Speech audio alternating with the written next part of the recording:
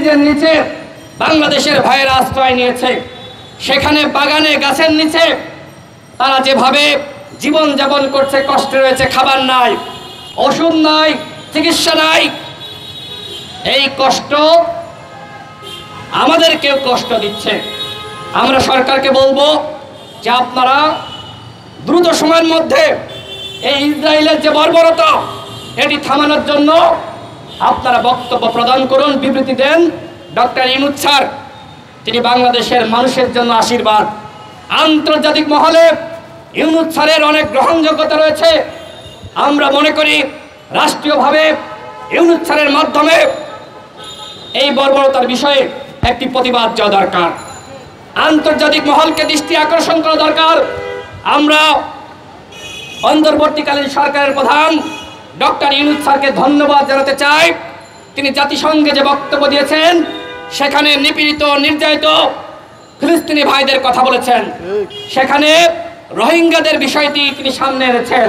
অর্থাৎ doctor Yunus sir সবসময় নিপীড়িত, অসহায়, নির্যাতিত মানুষের পক্ষে, যেমনিভাবে তিনি বাংলাদেশের নিপীড়িত, নির্যাতিত মানুষের পক্ষে ছিলেন, আমরা তার প্রতি আহ্বান রাখতে চাই, বিশ্বের যেখানেই নিপীড়িত, নির্যাতিত মানুষ থাকুক, আপনি তার পাশে দাঁড়ান।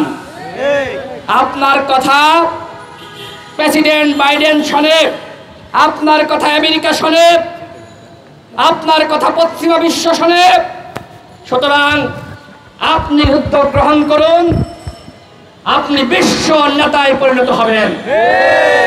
আমরা চাই ডক্টর ইউনূস স্যার তিনি যেহেতু বাংলাদেশের জন্য আশীর্বাদ, তিনি শুধুমাত্র বাঙালিদের নেতা হবেন না, বাংলাদেশের মানুষের নেতা হবেন না, তিনি আন্তর্জাতিক নেতায় পরিণত হবেন।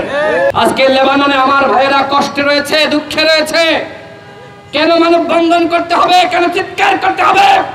কেন আজারি করতে হবে? এই সরকারের দায়িত্ব ছিল আমার ভাইদের পাশে দাঁড়ানো। এই মানববন্ধনের আগেই তাদেরকে নিরাপদে বাংলাদেশে ফিরিয়ে আনা।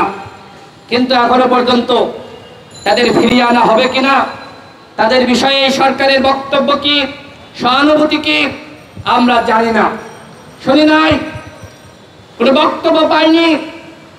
আমরা এই সরকারের প্রতি আহ্বান রাখতে চাই, আপনারা লেবাননে যে সকল প্রবাসী ভাইরা রয়েছে তাদেরকে নিরাপদে বাংলাদেশে ফিরিয়ে আনুন।